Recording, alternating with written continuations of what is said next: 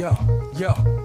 In the days of old, 5 elements were known. MCing, DJing, graffiti had grown. B-boy and knowledge, the pillars of the game. But a 6th emerged, adding to the flame. Comics and hip-hop, a fusion so tight. Visual storytelling, lyrics that ignite. From the pages to the beats, a seamless blend. The 6th element, where 2 worlds transcend. Welcome to the 6th Element Show, where comics and hip-hop flow. Reno and Stu guiding the way, bringing you the culture every day. Welcome to the 6th Element Show, where comics and hip-hop flow. Reno and Stu. What up, y'all? 6th Element in the building. Reno and Stu in the house tonight. What's good, Stu Dog? Corey Adger, salute. What's popping? What's cracking? Adger. GC Divine. Yes, sir. Yes, sir. And Slade in the house. Yes, sir. Slade Wilson in the house. And what's good, y'all, man? We talking Punisher tonight. We talking The Punisher. We talking The Punisher live action versus comics. We talking about who is the hardest iteration of The Punisher. Does he belong to comics? Does he belong to movies, live action video games? We're gonna find out. We're gonna dig in. We're gonna dig deep. And yeah, man. Beautiful things happening with The Punisher today. Today we got a couple of good things happen. So we well, you know, right? We they dropped the pre-order for this bad boy here. Yeah, I can't wait to get that. That was Corey Adger, thank you, Corey Adger, and Corey thank you, grandson Jewels, thank you, and granddaughter Carter, thank you.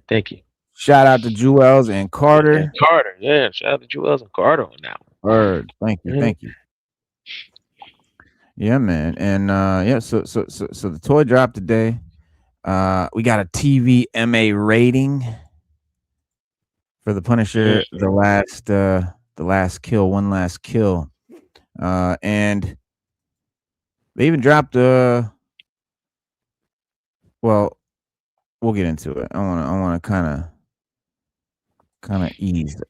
But comic books, live action adaptations of The Punisher, very different in tone, character portrayal. Yeah, the storytelling is very different. Yeah. Some versions kind of stay close to the source material, others kind of take more liberties. I personally think that anything on movie TV, where it's slower paced, and very how can I put it, cinematically in Frank's feelings. Like that's, it's like Batman. Like we were saying, we're tired of seeing Batman's origin story. I mean, how many times can we hear Frank cry about his family dying? He doesn't do it in the comics. Whoa! Hold on now. That's exactly what he does in the comics. That's exactly what he does in the comics. I mean, maybe I'm not talking about too far ahead. Maybe I'm too far ahead. You are, because you're talking about when you're talking about War Machine and stuff like that. That's way later. I'm talking about before he's War Machine, before he's fucking around in other people's comics, when he's just starting out Frank Castle. That's what happens. His wife and kid get killed by organized crime, and it wrecks him, fucks him up, and he really never recovers. But in the movies, I mean, you've had Dolph Lundgren in '89 was the first live action Punisher, deviates heavily. Frank is a war veteran, which is similar, but he lives in the sewers. He's got a friend named Shake, never wears the skull, and the film is a very generic, very action heavy, no story, no feeling, no emotion, no, nothing to really sink your teeth into, generic sort of B action movie, not faithful to the comic in any way. Then you have Thomas Jane in 2004 did the reboot attempt with more physical training and a Navy SEAL background, but still misses key comic elements like the skull and the moral complexity game rant. And then you have Ray Stevenson, 2008, does Warzone. I think it's the best comic book iteration. Yeah, the Warzone one. Yeah, I thought Warzone for looks, for looks, attitude, right, and the vibe, like closely matching the Punisher's physique, the demeanor. The way it looks, very visually the comic, but the plot is a standalone action film, not a comic adaptation. Jon Bernthal portrayal Daredevil in the Punisher TV series is considered by comic fans, and I know Stu, you don't feel this way, but this is what the comic fans consider this the most faithful to the comic book's tone and the character psychology, blending action with moral ambiguity and all that stuff that the comics are known for and that the character is known for. That's what gives him. Remember we always talk about, you got to care about the characters. If you don't care about the characters, you ain't gonna care about shit. And if there's nothing to sink your teeth into, if it's all just bing, bing, bang, bang, shoot him up, throw a grenade, kill a guy, there's nothing to sink your teeth into. There's nothing to care about. And who gives a fuck? So you gotta have something to relate to. Like, why is this guy killing all these people? Why is he killing all these bad guys where all the other superheroes don't kill? They kind of hold back and they don't kill. And it's like, why is he going ahead and doing that? You know what I'm saying? And why should we give a fuck? Right? So I think all of us can relate to, if your wife and kid get killed, that might push you over the edge and make you do some shit. And then if we don't see him dealing with the pain and the hurt and the loss of his wife and kid getting killed, then he's just a serial killer. He's just Braddock. He's just Rambo. Why are you out there just murdering people, bro? Like, you got no pain. There's nothing that's bothering you, nothing that's making you, forcing you, driving you to do that as a good guy. Because remember, Punisher's a good guy. So how do we relate to him and understand that he's a good guy if he's not feeling any pain or having any reason or anything that's forcing him to murder people? That's why it's very important to have him sort of, lamenting from time to time and showing his his pain and why his reasoning for being the Punisher.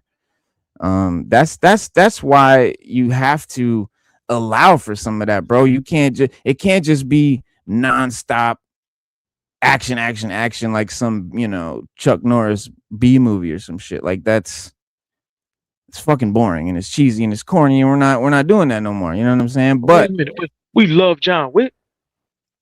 John Wick has pain, bro. John Wick has pain. They killed his fucking dog. They killed his fucking wait a minute, puppy, wait a minute, bro. So the life of a dog, let me ask the question. A life of a dog is worth more than a life of a man's whole family? Well, now you're arguing John Wick. You argue that with the writer of John Wick. I'm just saying. So if somebody killed your dog, you mean to tell me you'll go off on a vigilantist type killing spree to get revenge for the death of your dog? I mean, that would be more serial killer than anything, rather than you going to get avenged at the death of your family. Like, I'm just asking the question. I'm asking because when I read Punisher comics, Punisher. Bro, hold on. Let me answer your question. Go ahead. Please do. John Wick will.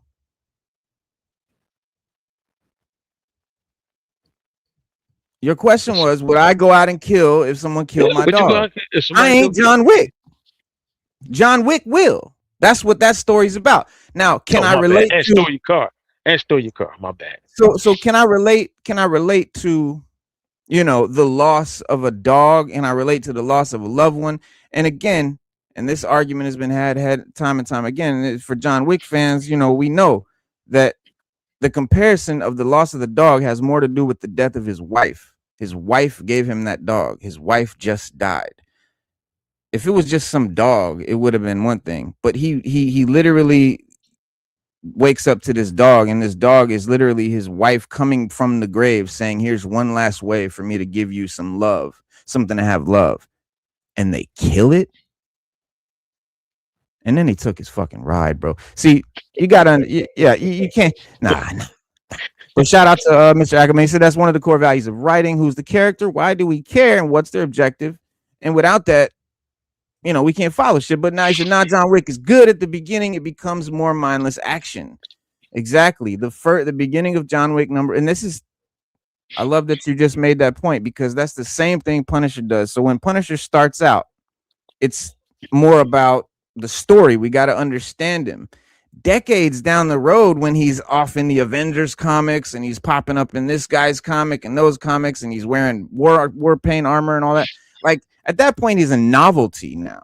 We know his story's over. Now it's just like, oh yeah, that guy that kills, let's put him in the comic because we'll see some wild shit. So if you're looking at that Punisher, you're looking at Punisher from that outside looking in angle, and you see him in other comics and you see him in little shit here and there, yeah, you're gonna think he's all about boom boom bang bang. But you have to go to his comics, his real comics, the Punisher, the original ones where they talk about his death, he's lamenting. Hold on, let me bring it to Jon Bernthal. I'm gonna let you run it. So that brings us to Jon Bernthal, and Jon Bernthal's Punisher versus the Ray Stevenson movie is the beginning. It's like Punisher Year One. It's like the Batman. This is like the beginning of his career. He's just now becoming the Punisher. He's just now, his wife just died. Like this is early in his Punisher career. So he hasn't, this is way before like this, you know what I'm saying? War Machine, all that shit is way later. He's still raw. He's a raw, bleeding open nerve. And that's what it's about right now. So that's where we at right now. But go ahead, my bad. Punisher, look, listen. When you read Punisher comics, to me, it seems like he's Marvel's version of Batman. He has no superpowers. He's a brilliant strategist. He's a brilliant tactician. He's a very, very excellent hand-to-hand combatant. He pushes through the pain and all of that.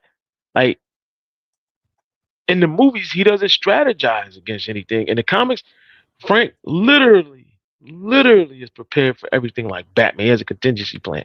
He's ready. He knows that's later in his career. The weaknesses, and when he was killing the mobsters, he was setting them up and he was taking them out.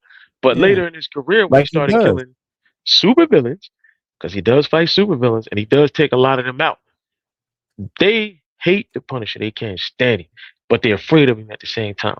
And even though some of them might have superpowers or be mutants, the ones that aren't bulletproof, they know Frank can kill, and they're afraid of him because they know Frank can set them up.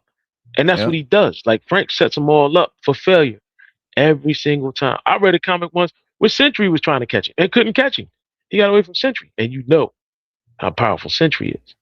Frank was ready for him. Frank was like, oh, I got something for him. And everything he did, he said, look, it ain't going to stop him. Because, you got the bubbles where he's thinking. He's like, look, this ain't going to stop him. But it's slowing down enough for me to get away. And that's what Frank did.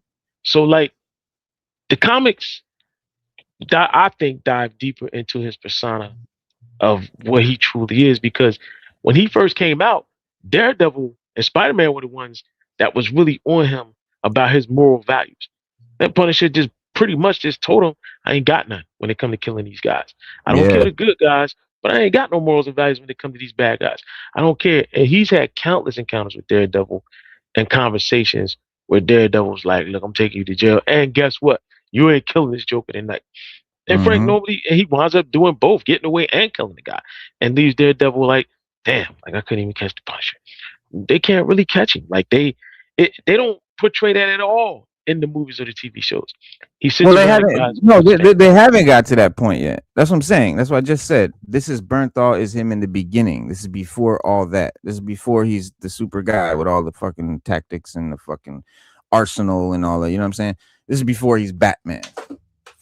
So it's just like Batman. Remember when Batman first started?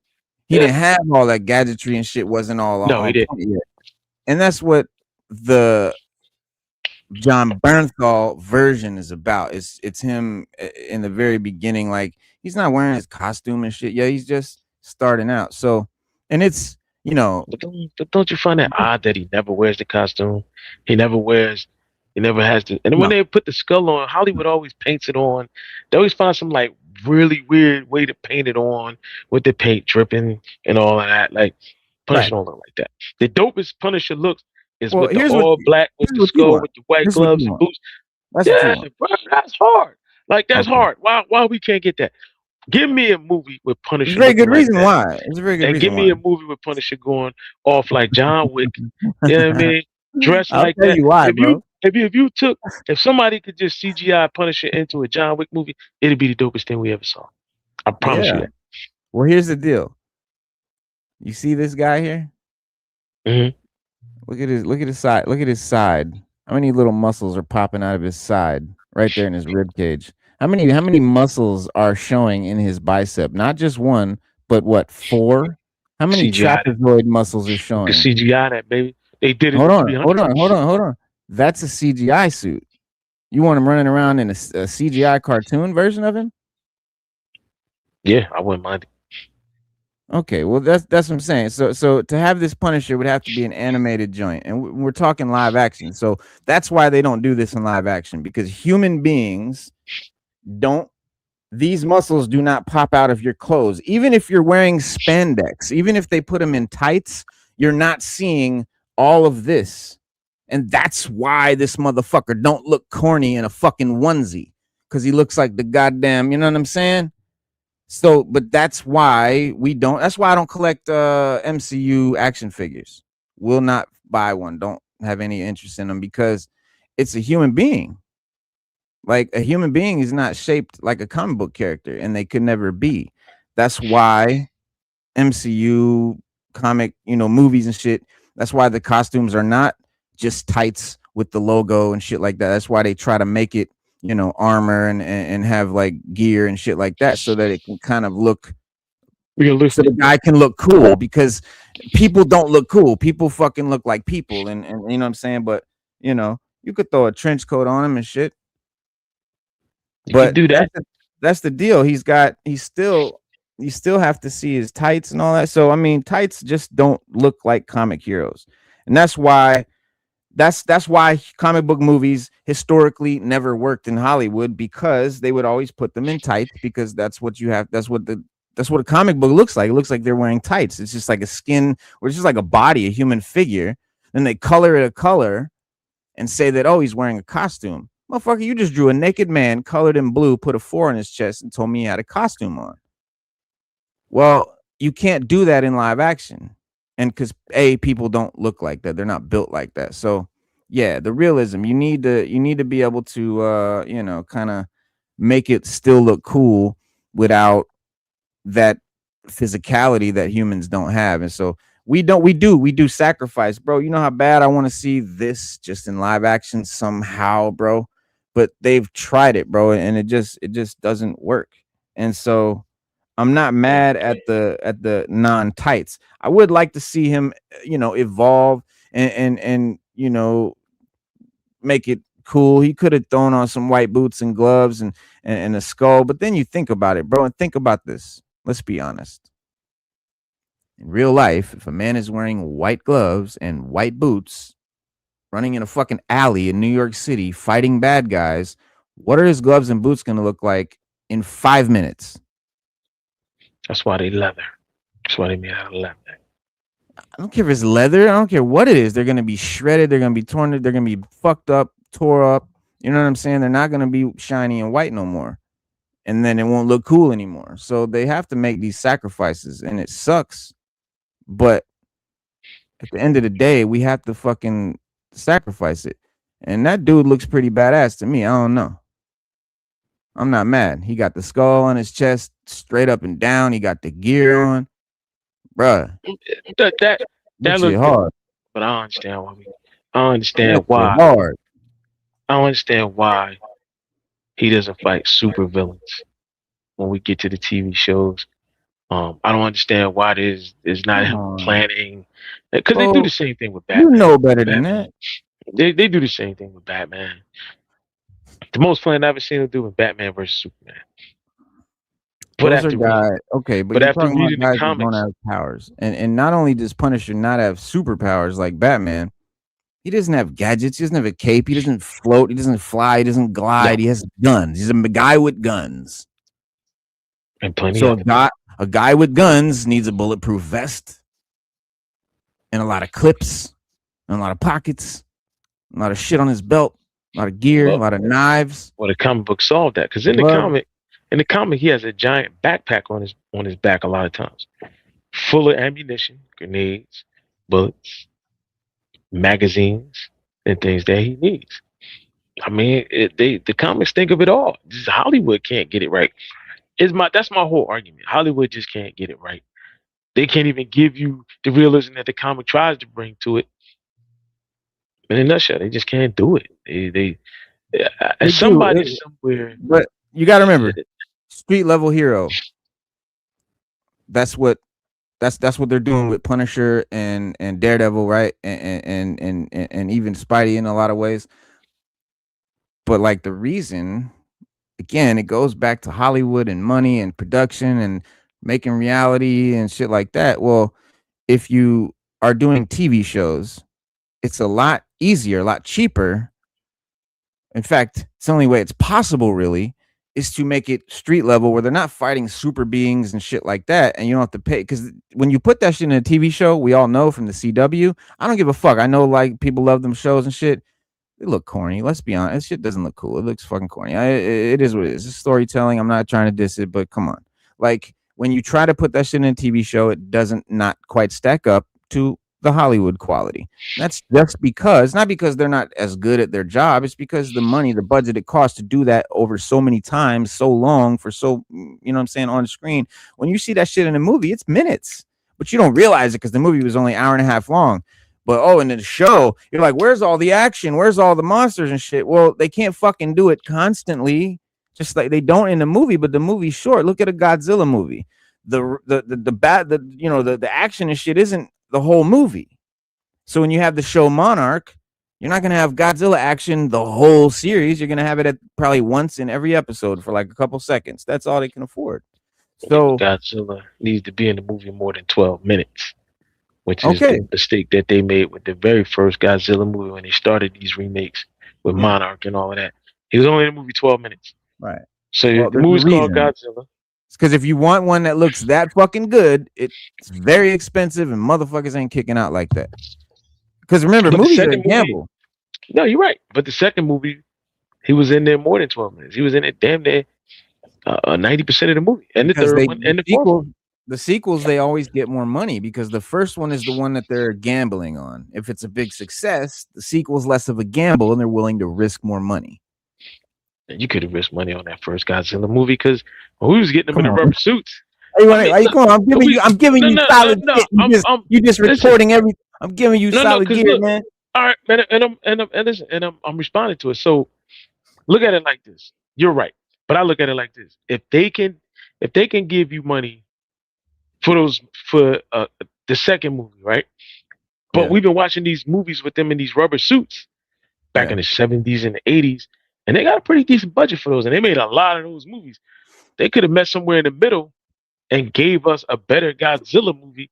Is my point? You could have gave us a better one on the first one than you did with the one that you made. It would have cost you that much more money. But when you did the ones in the rubber suits, they got that much money. And then they got that much money for the other ones and that much more money. And they were in rubber suits. There was no CGI. So I don't understand it. I just don't understand why you waste the money when you could have just pumped a little more into it, made a little more money on it. I mean, they've taken risks on less. Like Hollywood's taking risks on less and made more money. Well, it is the season right now for brutality and blood and Disney Plus. And while at one point in Marvel history, blood and broken bones were only hinted at by, the arrival of heroes like Wolverine and Daredevil, Charlie Cox, Hugh Jackman, and then the landscape changed significantly. The studio's decision to produce R-rated TVMA content has helped boost the streaming platform's viewership. They're seeing numbers. The first MCU R-rated project, Deadpool and Wolverine, not only did well in cinemas, but also has proven a popular choice on streaming. And this is the highest selling R-rated movie of all time. Let that sink in. Not the highest selling R-rated comic book movie, right? Not the highest selling R-rated film in history. Think about all the R-rated films out there. None of them touched Daredevil and Wolverine. So Hollywood finally has its fucking proof that the R-rated superhero film is not a unicorn. It is something that should be cherished and fostered and nourished. And because comic fans are generally all ages, but a lot of us are well into our 40s, 50s, even 60s, 70s. So motherfuckers want to see some shit. We're not kids anymore. So, but we still love these characters and we still love these storylines and stuff like that. So give us something that we can relate to that makes us not feel like assholes or kids sitting there watching something that we love. So they do that. And then similarly, Daredevil Born Again season 1 proved a hit for the studio. It didn't shy away from any brutal action sequences, narrative gut punches, blood-soaked Matt and Punisher. Now then you have Born Again season 2, which is much better, keeping the audience on edge, with a lot of great action scenes. Bullseye is just murdering motherfuckers. Jessica Jones comes in. Fans definitely gearing up for a glory. That's my point. Entry. Bullseye can come in and throw forks and spoons at everybody and kill them. And but Punisher. And what? Do you watch the Punisher, bro? Do you know how many motherfuckers he murdered on these shows? Like, bro, what show are you watching? Like, this is one of the most brutal, violent shows in history. Like, what do you want? I disagree. It's not an opinion. That's a fact. Well, it's an opinionated fact, because if John Wick can kill and maim all the killing baby he do in 2 hours, it's a movie. Can't even get Punisher's like what, an hour an episode. I mean, come on, you can give me okay 20 minutes. I'm glad you're going there. I'm glad you're going there.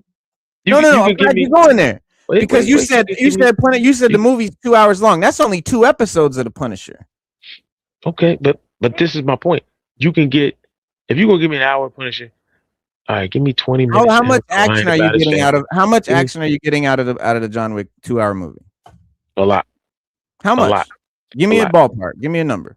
Make a number. I say in 2 hours. I say I'm getting an hour and 30 minutes of action in 2 hours. You believe that? I believe that 100%. All right. Not even close. Not even close. 100%. Not even close. Well, the way it's spread out, it seems like it. It's not even. I know you would think that way. No. But no. It seems like that. But here's the thing: you also have to realize, if a movie's an hour and a half long, sometimes 2 hours, The Punisher is like 8 or 6, 7, 8 episodes. That's like 8 hours long. So every episode can't be nonstop action. That would be an 8-hour action fest. No one's signing up for that. No one's paying for that. People aren't coming back for that. Nobody fucking wants to see that. That's boring and corny as fuck. There's nothing to everybody in this chat. Everybody in this chat will sign up for that. Nobody would. They would be bored as fuck. 8 hours of nonstop action with no substance. Who wants that, bro? Like, honestly. And if you read a comic book, you're not getting that. You did in that run. You're getting text. You did in that run. You did in that run when he had the War Machine armor. Oh, you got nonstop action. Yes, you did. No, you didn't. Yes, you did. I read it, and I'm trying to tell you. I promise you, it was not from page 1 to the end of the page an action scene. There were talking points. There were times where they spoke to each other and weren't even wearing armor. There was all kinds of shit going on. And there was TV reports. There was all kinds of shit in those comics, bro, to give it substance. You can't just have nonstop action, bro. So look, not even realistic. In the first comic, 219, right? He's talking to Nick Fury. Most of the comic is him talking to Nick Fury. And Nick Fury trying to convince him to go on this mission that S.H.I.E.L.D. can't go on. Yeah. Second comic, right? Half action, half Frank thinking about doing it, and you got Nick Fury throwing his 2 cents in there too.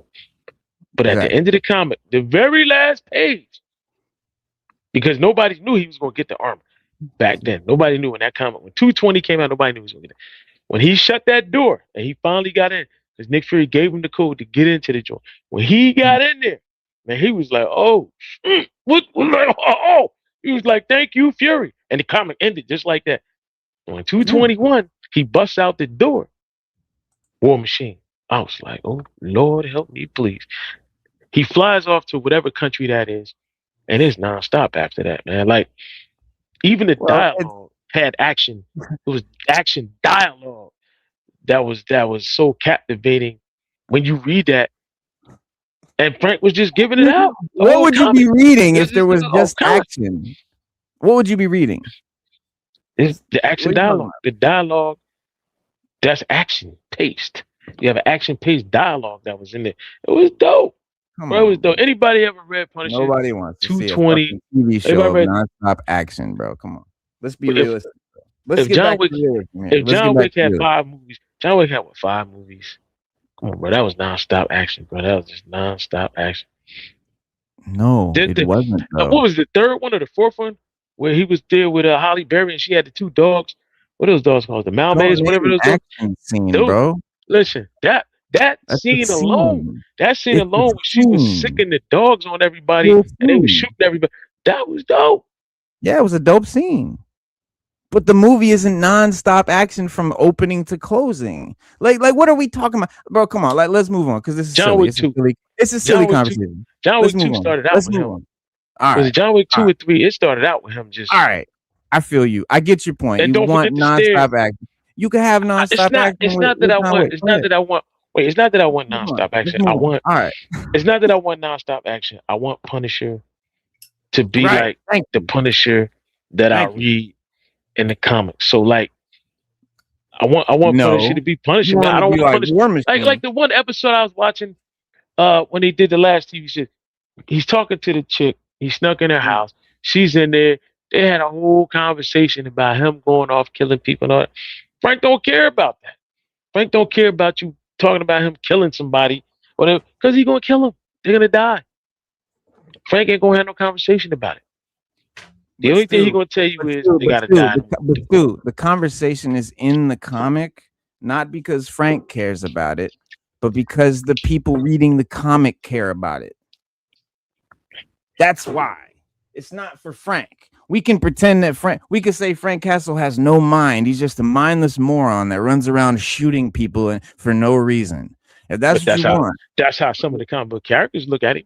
They look some of them look at Frank like that. Captain Yeah, America does.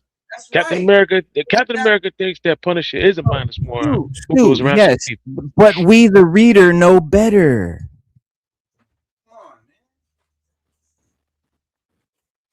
Punisher comics are way better than Punisher TV shows and movies. They always have been. They always will be. Anybody in the chat disagree? Let me know. Matter of fact, in the chat, give me your opinion on Punisher comics versus Punisher movies. What you think is best? I think we all agree that Punisher Comics is best. Punisher comics is best. I mean, look at Arnold, all the killing he did over the years in Commando. What your question is are Punisher comics non-stop mindless action with no substance? No, they're not. And I would say no. They have substance, but the substance is different than what Hollywood gives us. What Hollywood gives us is a Punisher that's all in his feelings. You know, he always crying. The Punisher in the comics, he's like, listen, I'm about to take these jokers out. They ain't gonna know what hit them when I get there. And when I leave, if they got any drug money, I'm still in to fund this war. You're talking about one thing that he said though, but you're not talking about his character. Like Jon Bernthal said, I'm gonna kill some people too. He says tough stuff too. But you're talking about the tough stuff that Punisher has said, but you're neglecting his character and his reason, his drive for being that killer. Why is he that killer? Because he's in pain, because his wife and kid were taken from him from criminals. So he goes out and he kills them to feed his pain, right? So if we don't know about that pain ever, we never talk about it, we never see him feel it, then how can we sympathize with him as a good guy being a killer? We can sympathize. And the reason that we sympathize with John Wick is because they killed the dog that his wife gave him. The reason that we can sympathize with Rambo is because they fucked with him when he was just trying to walk through the fucking town. Leave me the fuck alone. I'm just trying to cross through the town. Right? Everyone has a fucking catalyst that caused them to be this crazy murderous motherfucker. But we have to be able to relate to it and see them go through that pain and feel that so that we can sympathize with it and not see them as a bad guy. And this is just the beginning of this guy's career. Like we're just seeing him just come out. Like we're seeing tidbits. And bro, again, man, I'm going to have to make a montage for you of all the brutal ass fucking murder scenes that don't, there is shit easily that rivals John Wick in these Punisher shows. Easily, action scenes. So I'm gonna definitely show you them because I guess you missed them or you just in denial that they exist. But we gonna definitely look at them because they're definitely there. But again, you can't be mad that Jon Bernthal, because Jon Bernthal's an actor. Chuck Norris is not an actor. Jon Bernthal is an actor. Right? He's an actor's actor. He's all about the craft. So if you've ever watched Jon Bernthal interviews or podcasts, he's so about the craft, bro, and he makes it such a tough the craft, bro. It's all about the craft. Like him and fucking Shia LaBeouf. It's the craft, you know what I'm saying? They fucking it's tough, the craft, like this fucking all they talk about.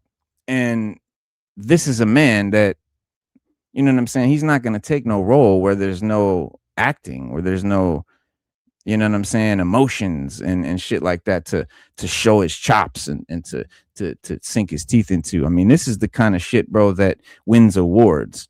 We don't want some mindless action kid movie, bro. I want a movie that the fucking Academy has to recognize. The reason why, bro, is because the bigger this stuff gets and the more accepted, Deadpool and Wolverine doing the highest numbers of any R-rated movie. What does that mean? That means we get more R-rated comic book movies. It does, and it means we want more action. People's biggest complaint about last season of Daredevil Born Again was that, and this is from the casual watcher, it was too slow and it didn't have enough action.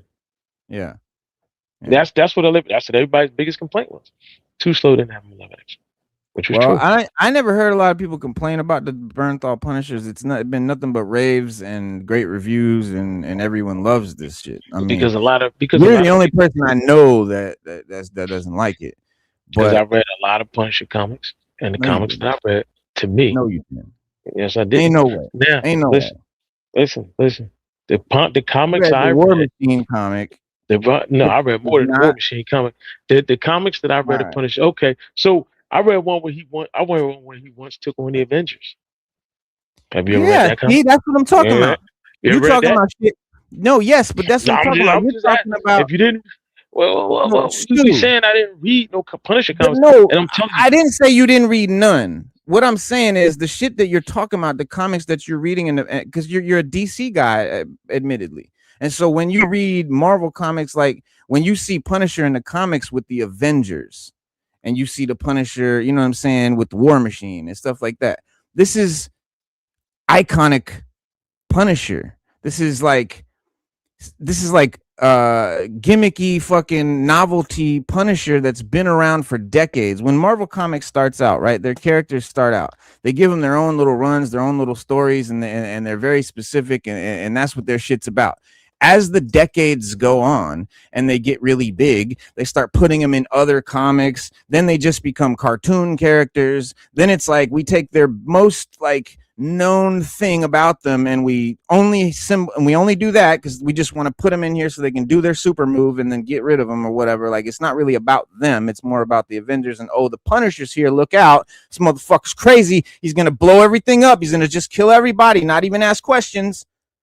Well, that's in their comics. That's later down the run, decades down the line.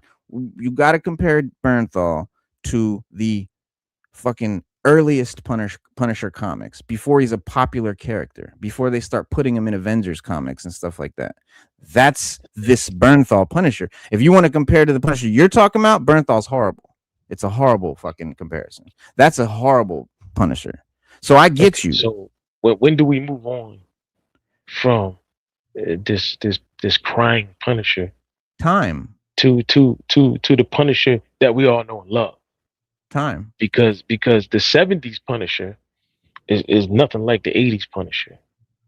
And even back in the 70s, yeah, he killed a lot of gangsters. And by the time the 80s came, he stepped his game up. I'm just start killing the super criminals that have these whole gangs of guys that go around and rob people, and they get out of jail or they break out of jail, and the heroes just keep putting them back. Well, I'm gonna put them back for good.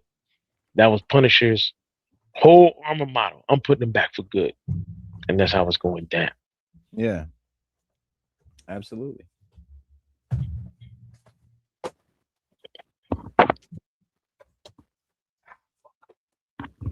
Now you got guys in DC Comics that are just like the Question is sort of like the Punisher. Yeah. Well, I don't read a lot of DC comics, so I won't speak on that because I don't read those. Like I know Batman comics, that's it for And DC. then But Rorschach yeah, is a street level yeah, hero.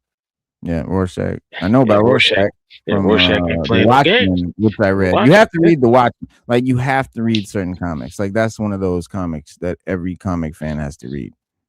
I agree with that. Yeah. Watchmen is one of them you have to No, fucking Watchmen read. isn't. Watch. It's a lot of history in Watchmen too. When you read Watchmen, there's a lot of It's history behind that. the Um, best, one of the best storylines, ever. But the countdown has begun for this Jon Bernthal led Punisher One Last Kill MCU special presentation, which is going to take over our screens this May. And while all other MCU characters have their powers and moves, and Punisher just moves in for the kill. And what makes him kind of a special thing is that he's a guy that we can relate to. He's someone that we can see ourselves as. I think a lot of us can see ourselves doing what he did in that sort of situation, or at least wanting to. There hasn't been a character like Frank Castle on any screen since the days of Netflix, the Punisher series. So, and then the Daredevil shit, where Barenthal, made his debut as the character. And there was a lot of contention among fans about the character getting Disney-fied when the news first broke about his MCU entry. And I think a lot of people, they had that idea going in and kind of saw through those rose-colored glasses. But for the rest of us, those were those sort of ideas were put to rest by Jon Bernthal himself, and later in Born Again season 1, where Punisher and Daredevil team up and take down Kingpin's anti-vigilante force. And so the sequence easily makes up for one of the best fight sequences in the entire MCU. So like, let's not forget that. But this show coming up, this movie, it's more blood, more pain, more anguish, more sacrifice, more killing, more action. And while the details about the new project are scarce, the trailer that we saw, I mean, you saw the trailer, right? You saw this trailer, right? I mean, it shows Frank haunted by the ghosts of his past, which again, that's the fucking story of the Punisher. That's what it's about. The gritty tone completely supports his trauma, which is what it's about. And it'll be interesting to see where his story goes to next and how the Punisher character develops. But yeah, there's some crazy kill scenes and shit like that even in the trailer. But it's going to be definitely that John Wick kind of action you're looking for in the action scenes. But yes, we saw Kingpin, right? Daredevil in there, but the trailer, he's a free man now, which could be an indicator that the special takes place before Born Again season 1, where he's a fugitive, or and also the trailer promoted a lot of blood in the trailer, so fans don't worry about that aspect. Definitely going to be lots of blood. The show is written by Bernthal, and I'm telling y'all, dude knows his shit. So I have all the faith in the world for this joint. But we'll see. Hearing from Bernthal himself, he said character in particular has a real deep meaning for me and resonance in me. He said he's really in my heart, man. He's really in my bones. I'm enormously protective of that character. I've said it before, there's nothing in this world more important to me than my wife and my kids. And only until you understand that kind of love and what that really means to willingly die for somebody do you understand what it would be like for somebody to take them from you. That's a road and a darkness and a rage that really scares me and brings me to places that I've worked the last 20 years to get away from. So I was grateful, respectful, and weary of the places where that role took me and the world in which I had to live in. That being said, that's where the character needs to be. It needs to be a level of darkness.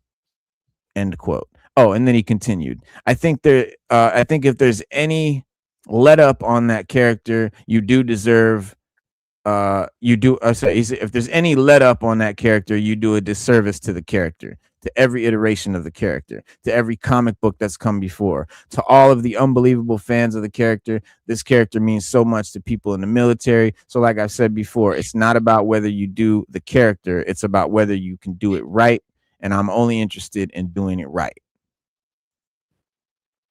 We gonna see. That remains to be seen. I think it's already been seen. I think that's what we've seen so far. Most people agree, just not Stu. But I think we'll see that continue in this movie, and I think the movie is going to be the I don't know. It's going to be the most action packed because this just got a TVMA rating. And so, if you guys know anything about this, it's basically saying like kids can't watch it. It's TV's version of rated R. They don't do the letter rating system for TV. So this is TV's rated R. So it's the most and you can get this rating. You can get this rating for cuss words. You can get it for adult situations. You can get it for drug use. You can get it for sex stuff. But this one was given for quote brutal violence. So that's promising, and I can't wait. But Bernthal was clearly given the go ahead to make Castle every bit as unhinged and brutal as we've ever seen him in Born Again. But there's zero chance that he'll have the same freedom in the Brand New Day Spider-Man movie. He'll be very limited as far as his brutality there. But in this one, that's where they're going. And still, the fact that he agreed to sign on for the movie does suggest that he was happy with what the studio has planned for the character. Yeah. This is Bernthal co-wrote the script. We Own This City, which was fucking dope. If you saw that, it's like a shotgun blast of a story, but also has the pathos and emotion that you want out of a Frank Castle story. See that, Stu? Has all the pathos and emotion that you want out of a Frank Castle story.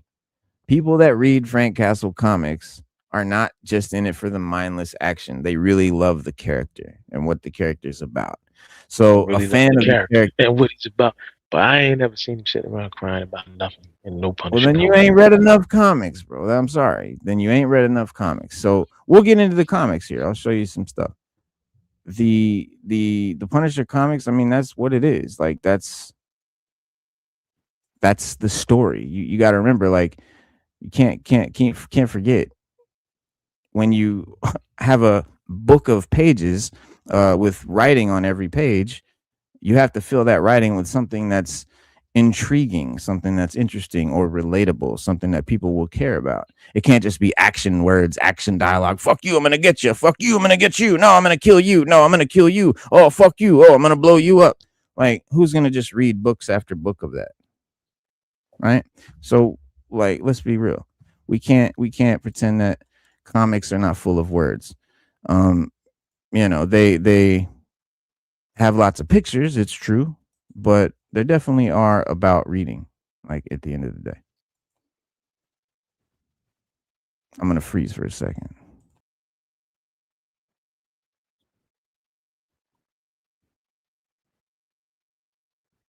Oh, while he's freezing for a second. My take on Punisher comics are just that. What I've read just doesn't compare to what I see from Hollywood. So, and this is the Marvel Red Band comic. So that's a Red Band comic. So that's definitely not gonna have Frank crying about his family. No, see, I love that you thought that. So that's a great example. So it's a Red Band comic. Red Band comic is known for its violence and action and stuff. And this comic is full of Frank lamenting about his wife, lamenting about action or about the the pain and what he's dealing with the Kingpin. Bro, it's a very good story. So I do recommend it. But no, it's not just nonstop action, because that would not be Interesting. Garth Ennis's Punisher. You have like Marvel Knights, Jimmy Palmiotti's Punisher, Punisher Max. So Punisher Max is another one that's super violent and explicit. Shout out to Jimmy Palmiotti.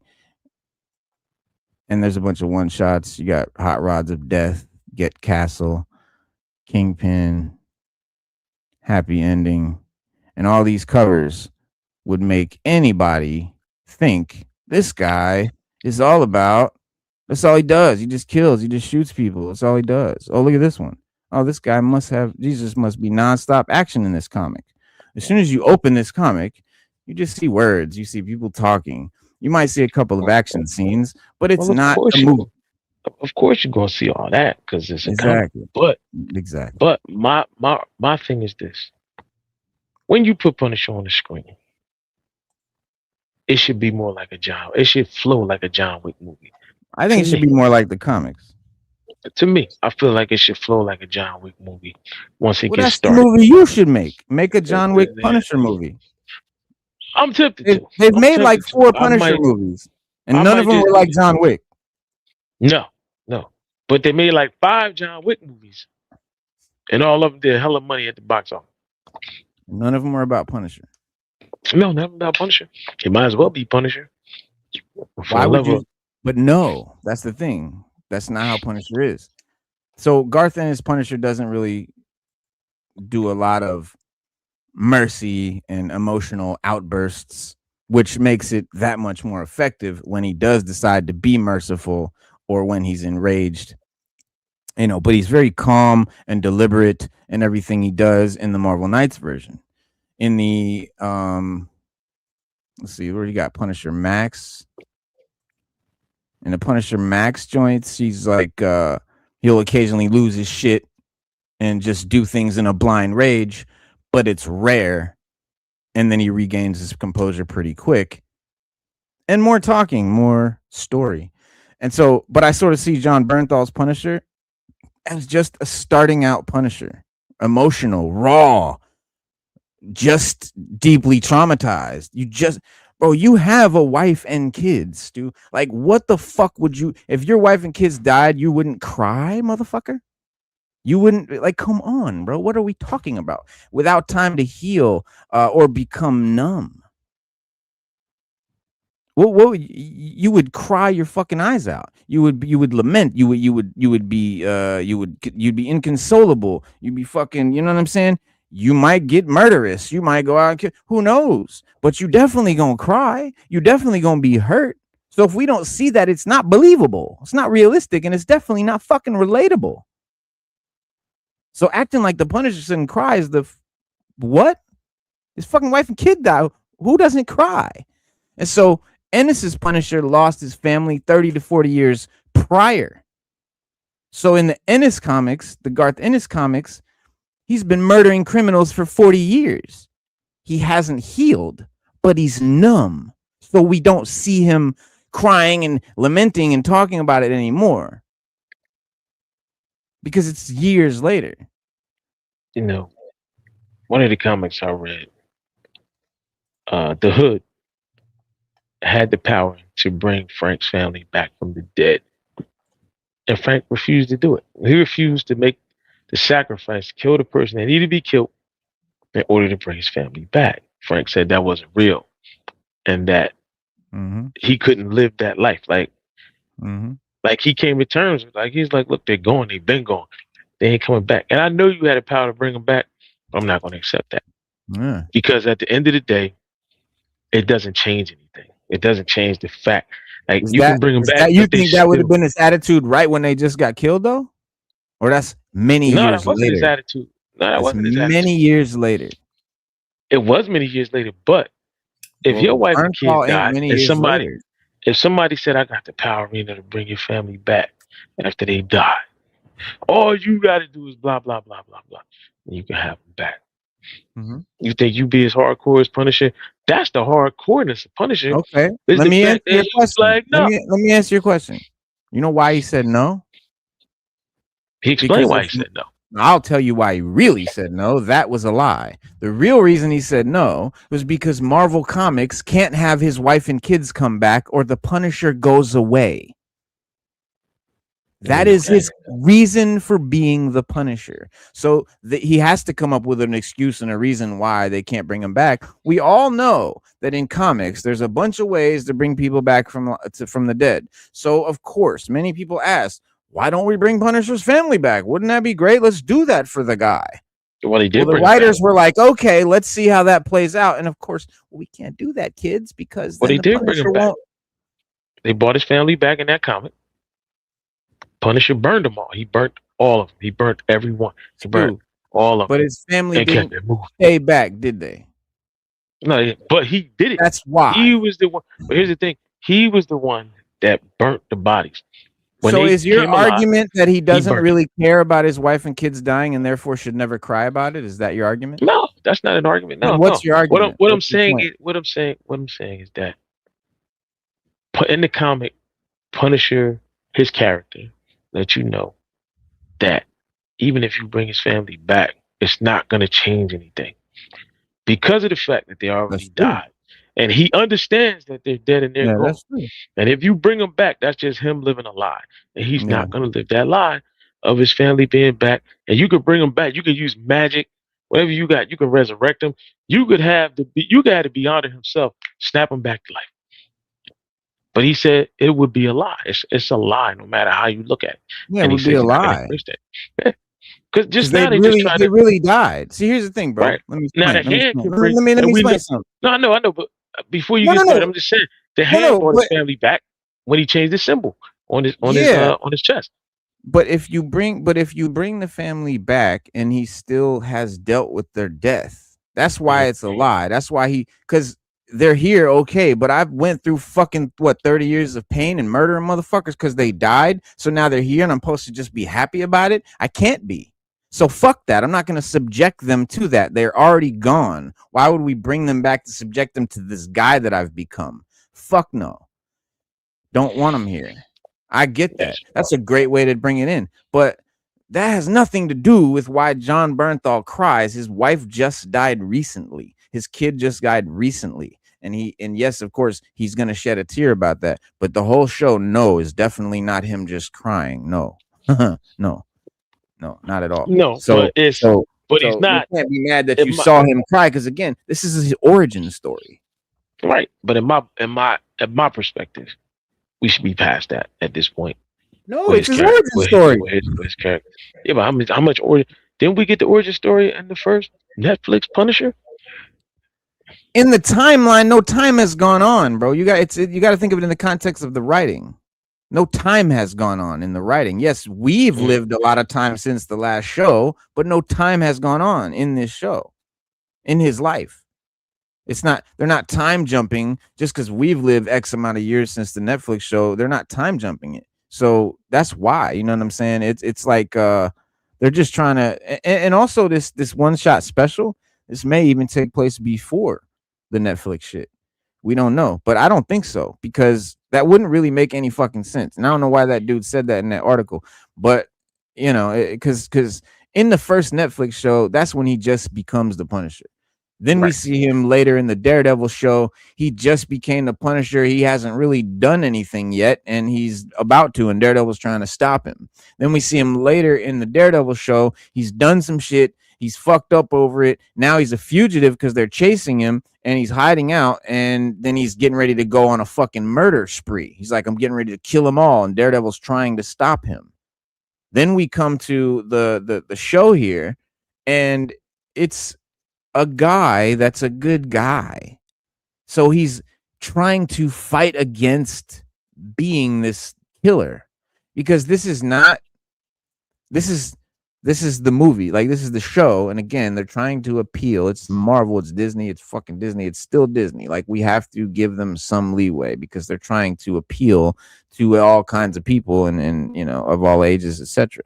So you know, it can't just be this sort of mindless, you know, slaughter fest. He's got to be relatable. We have to believe like okay, this guy's murdering all these people, but like, oh, that guy's a really bad guy that he just killed, and he's a really good guy, and we can understand his feelings, you know. So they have to make him relatable. With John Wick, it's Keanu Reeves, bro. It's everyone's favorite American angel. He's a sweet man. He's the sweetest man on earth. Like when you see him going wild, it's just kind of funny. Like it, you know, it's different.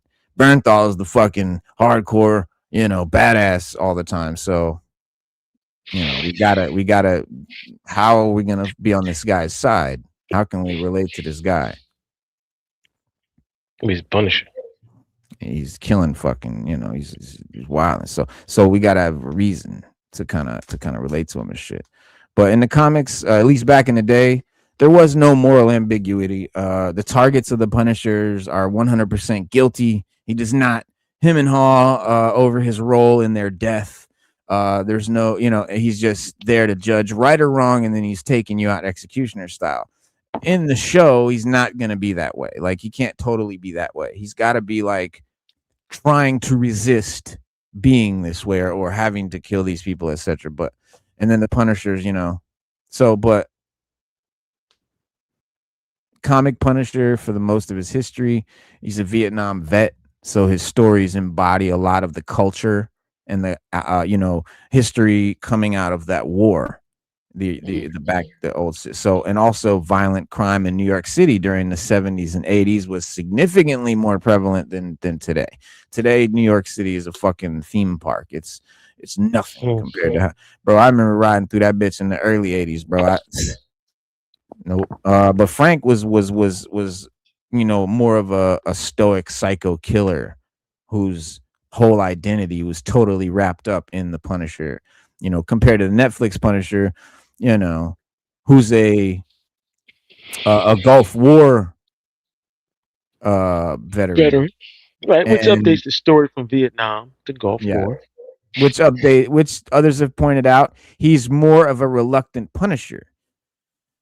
The difference between being a Gulf War veteran and a Vietnam veteran is pretty vast, I'd say. Right? Listen, a Vietnam veteran and a World War II veteran is really vast. Very vast. Because Vietnam vets did what 180 days plus of fighting a year. Versus, and World War II vets were considered heroes, whereas Vietnam vets were considered baby killers. Right. Well, that's a different war. That's politics. That's two. Right. That's two different wars. That's what I'm saying. One was a World War. Veterans came out feeling spit on and shit like that. Yeah, because one was a World War and the other was a campaign. People don't like campaigns. World War, that was something different. Well, Gulf War, similar thing. Gulf campaign. Thank you for your service. Support your troops. All that. That's what veterans got from that war. Very different from what they got from Vietnam, right? Sorta, but same but different. Same thing. It's like pulling different. Teeth. Nah, it's what's the old saying? Same situation, different subject. That's what it was. He's more raw and emotional. And since viewers have, you know, a harder time relating to crime, a crime in New York City in the 21st century, because like it's not, you know, that's another thing. Like to see a guy running around killing people in New York City now, it's not acceptable. Like that's not, you know, what the fuck. Back then in the 70s and 80s, that made sense. Like that's why the Punisher was a character that took off, because motherfuckers could easily see a motherfucker walking around New York City with a fucking sawed off, taking motherfuckers out. Like that's something you could imagine happening very easily and probably happened all the time.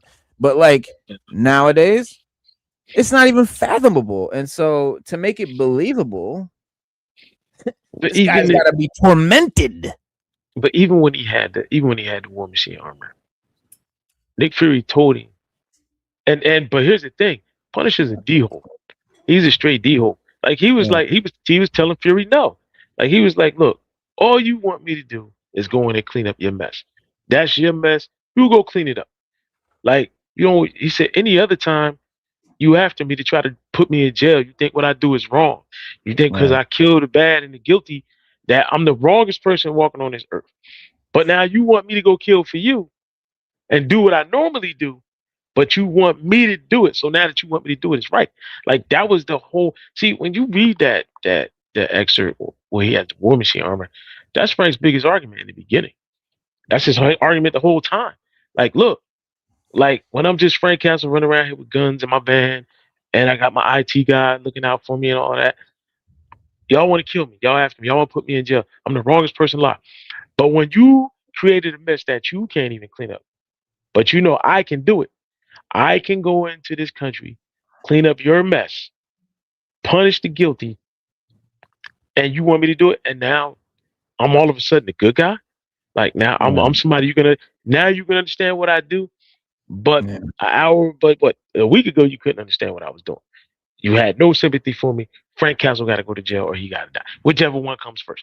So that was the whole argument. And Nick Fury admitted it. He was like, "You're right." But that's what Nick Fury does. He plays people to get what he wants. And Frank even said it. Frank said, "Yeah, you playing me out. And you probably gonna get what you want, but Yeah. I ain't gonna sit here and make it easy for you. And I'm not gonna sit here and agree with you." Yeah. But Frank's revenge on Nick Fury was when he got the suit, he wasn't giving it back. That was his revenge. He was like, "Now I got this suit. Why should I? Once I'm done this mission, I'm not giving this back. I'm not even gonna leave it here. I'm keeping this." And he went back to New York and started doing his same mission again. But this time with a War Machine armor, and he was tearing jokers up. And then they had to send in every superhero they could find to get him. And they were all like, "Give the armor back. You know, this is Rhodes' armor, his memory, and this, that, that, that." Bush was like, "Nah, this was given to me, dog. Sorry." And that was his revenge on Nick Fury. Yeah. And the other thing that he did, and he held that over Nick Fury's head. So Nick Fury couldn't send S.H.I.E.L.D. after him. He had to talk to other heroes into going after, like, "Y'all need to do something about Frank. Like, this is crazy." Because now if he spills the beans, say, "Well, Nick gave me the suit. So what do you want me to do? Not use it?" And now that was it. The balance of Yeah. it, if you read it, the balance of it is just so perfect in a modern day world. Because, Yeah. like you said, it was more modern day than anything. But the way he did it, he went to another country, stopped the potential war and the rise of a regime that was being helped by rogue shield agents. That like Nick Fury, he couldn't go in there. And they had Stark Tech. They had armors too. But he knew Frank could use that armor to take them out because Frank was a brilliant strategist. Frank could Right. do something no other shield agent could do. Go in there on an equal playing field with those agents and take them all out. And the one guy he fought even said it. He was like, "Yo, man, he said, yo, I admired you. Like I admired everything you did. Even though I worked for Shield, he said, if I had to go after you, I would have never bought you in." He's like, "But damn, now you coming after us and you calling us the bad guys and that's what you do." Everybody kept coming after his moral character. And Frank told him, "Yeah, you right. But guess what? I got a War Machine armor now. And guess what? You here doing wrong, so you got to be punished." Bro, Mhm. it was the most brilliant writing I've ever seen in a Punisher comic out of all the ones I've ever read. Well, you should read some of the Garth Ennis one. You'll like that one. He's just like the Terminator in that one, just fucking, because at that point he's well into his career, and so that's the Punisher that you'll definitely like. Um, but the one shot show, so we got Daredevil. Mhm. That's gonna end, and a week later we get the one shot.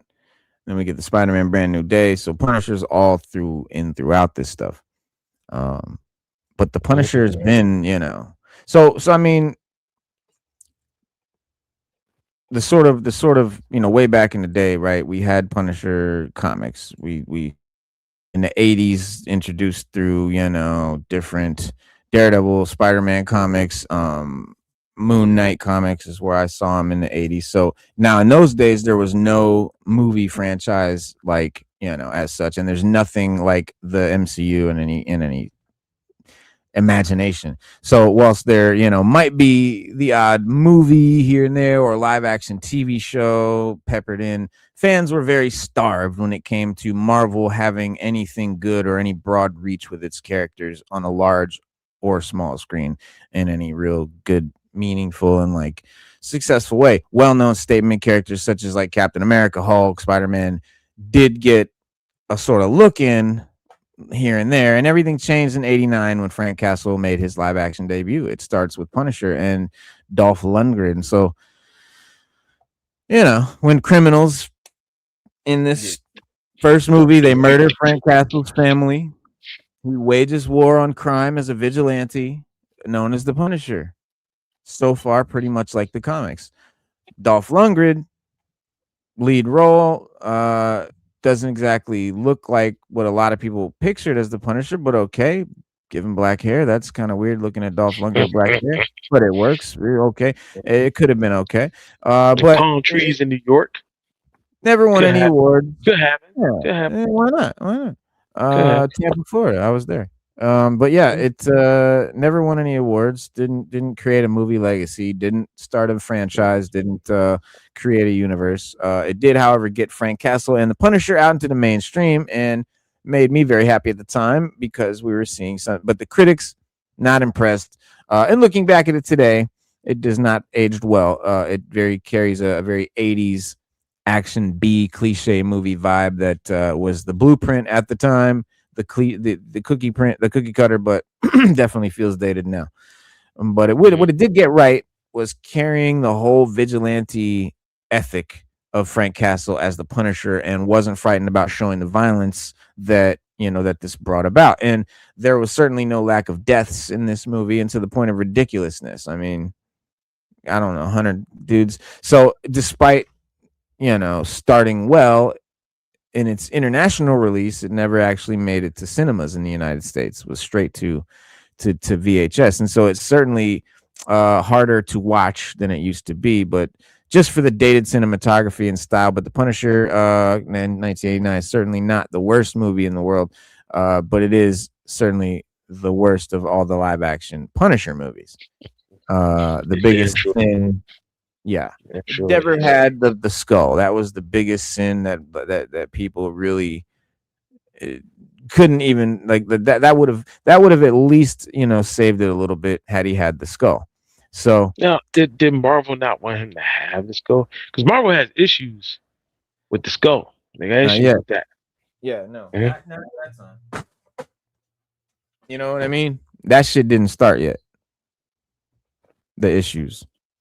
You talking about the issues with the skull? Yeah, they got issues with the skull. They got a lot of. You mean the white supremacy issues? Just period. Marvel feel. I read an article that they were saying how Marvel feels like people have taken the Punisher symbol and used it for nefarious reasons, whether it be white supremacy, to attack people, and they feel like they tried to change it. But it makes the Punisher not. Yeah, they did. But it makes the Punisher not the Punisher. And they wound up, bringing it back. And they've been wanting to change it for a while, but it's not accepted by. So it's a double-edged sword for them because it's not accepted by the comic fans. The guy that invented Punisher, he put out a logo with Black Lives Matter and was like Punisher, Black Lives Matter, and tried to associate the logo with Black Lives Matter to make the white supremacists not want to use it. They tried that.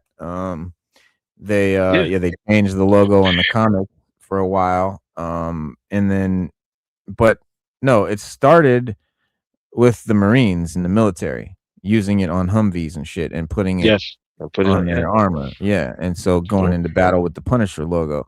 And then you have white supremacists that are in the Marines, sure, and then you have the white supremacist militias and all those guys that try to sort of jock the Marines or whatever and never signed up but love the Marines, etc. And so they kind of adopted it, and then it kind of went that way. But I think we probably never even noticed that shit. Like, we read about it in articles, so it doesn't affect me. I don't believe in it. It doesn't fucking. I don't even see that shit or fucking acknowledge it. I think it's corny and lame. If you want to do that, go for it. Like, it's fucking stupid. It doesn't affect me, and I don't think it, should be a connotation that we even fucking entertain or even discuss. Really, fuck that. Oh yeah, and Marvel. I think Marvel should treat it like Nintendo does. When you got people that use it for what it's not, just go after them. And Nintendo's like a mushroom, feed it shit and keep it in the dark.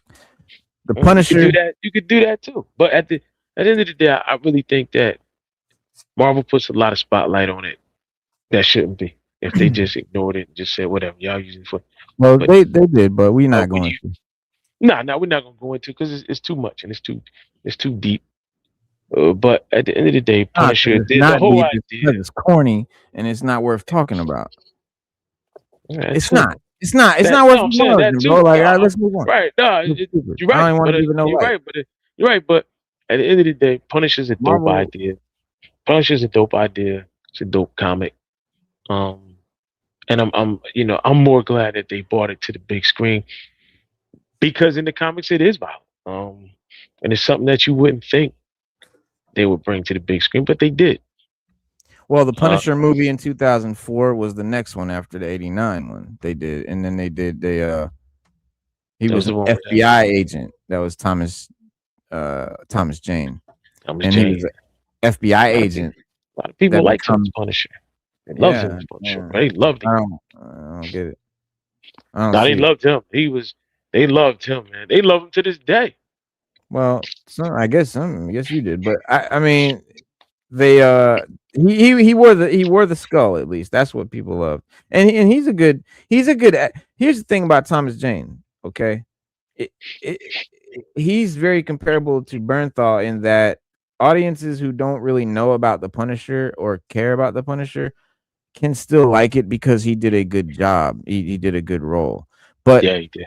he filmed it in Tampa and palm trees in New York. That's the palm trees in New York Yeah, one. that's the one. They Yeah, filmed it with John Travolta in Tampa in 2004. They were like, I was like there. I saw, went up to the set because they were hiring extras to be in the shit,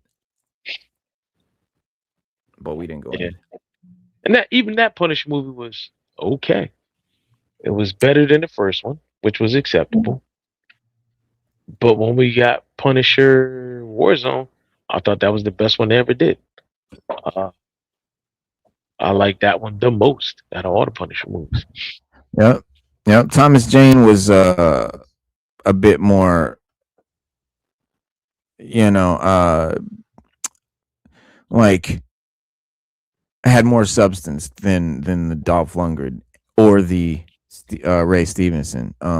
Had more of a lamenting about his family being slaughtered at this reunion, which is what it's about. They unleashes his wrath on this corrupt businessman. So instead of vigilante mafia, etc., it's FBI agent attacking corrupt businessman. So didn't quite hit with a lot of comic fans, but and then also with John Travolta being brought in to play the bad guy, Howard Saint, seeking revenge for the death of his son. Just kind of muddied the whole. Like for me, I was like, wait a minute. So the bad guy's kid died, and that's what. Wait, hold on. I thought Punisher's No, kid died. So it's like, yeah, it was just not. It was just not it. But could have been, something great for the Punisher because it didn't completely bomb at the box office. It did, you know, did not have great reviews, but which that didn't help. The dark tone was very throughout was probably hard for the more casual folks. EGC, what up? did you see? Jeez. But But that's yes, I agree. that's the Warzone, thing. Warzone was the best one. that The was the John, best movie. yeah, the John Bernthal is good. I like him as the Punisher. I really, really do. But like I said, when it comes to any TV iteration of Punisher, I just feel like it's not represented as hard as it should be. No, because it Um, can't be because you don't have the TVMA no, and rating I understand that. No, that I it has understand that. now. No, I understand that. But my thing is, we watch other movies Movies. that have the pace, the strategy, and the flow, and pretty much almost the same story as the Punisher. But I don't understand why we don't get it when it comes to Punisher. That's Because you're that's the comparing movies to shows. That's why you can't get what you get in a movie in a show. That's why, and that's due to ratings. That's due to a lot of factors. That's why this one that's coming out, we're really excited about the One Last Kill because it's not a show. It's a TVMA, so it's kind of a show because it's a TV rating, but it's a R-rated TV rating. So it's like a HBO show like Sopranos or something like that. With a super hardcore rating. I don't know what happened to EGC. He'll be back in a sec probably. But yeah, it's a more violent, more hardcore version than we've seen in any TV show before. And we need it. That's what we need. We do need that. Because I don't think Punisher makes for a good TV show. I really don't. And not unless they can get violent. Right. And not unless they can see, like, if you did it like the comic, you need brutal violence. No, not brutal violence, but like how he strategizes plans. I want him to strategize, plan, and then execute. If we got that, but it has to be brutal. It has to be fucking, what do you call it? Worthy of the Punisher. Like we don't want it. Put him on HBO. Well, put him on HBO. I mean, if you look at what he's done so far in the Daredevil shit and what he's about to do in this, and even in this trailer and shit, that's what we're talking about. That's what we want. If Invincible can be brutal, that's what we want. And that's some brutal stuff when you watch Invincible. And that's on the cable, right? But it's on the cable network. Cable network. Well, it's on Netflix, right? Or it's on Amazon Prime. Yeah, Amazon. It's on Prime. Yeah, it's on Prime. But it's animated. That's different. It's different, but it goes to show you it could be done. If you're going to do it, you'd have to do it. Wouldn't be like that in live action, though. No. Well, and here's the thing: you got. It's not that you can't have blood and guts. Like you have Walking Dead and shit like that. You have a lot of violent. You have Breaking Bad. Like there's super violent TV shows, but it's the way that they do it that makes you think you're really seeing what you're not really seeing, and they're getting away with not showing certain shit. And with the Punisher, you just can't do that. You have to go all in. So a lot of people, are right that this show, this character like deserves to be brutally violent, and that's what we're getting. That's what we're excited about today. That we found out that they got the TV MA rating for brutal violence, and Lionsgate, Punisher Warzone, Ray Stevenson was very brutal and violent, and it was, Punisher ruthlessly demolishing organized crime. No Vietnam or no fucking FBI agent, no wild shit, but it starts a big war. And the comics were always violent, as one might expect from a vigilante style character. And so Punisher Warzone kind of upped the ante on previous outings and went hardcore in both on the violence and the gore stakes from the gate, even more than the comics. And so Ray Stevenson stepping into Frank Castle Punisher role for me was definitely the best representation of the character visually and like the essence so far. Bernthal's Punisher to me is not the greatest iteration of the character from the comics, like not by a long shot. I think it's dope that he is see the Wonder Man show. Remember the Wonder Man show? Yeah, like no superhero shit to like, but like it's like about actors and shit, but it's like really well written and really well acted, and we really loved it, and it did a lot of big reviews, big numbers and shit like that. And so they're trying to make this stuff quality. They don't want anyone to look at any of this stuff and point their finger and say, aha, kid stuff, aha, comic books, aha, silly. No, so that's why he's not wearing tights and white gloves. That's why he's acting like a real person.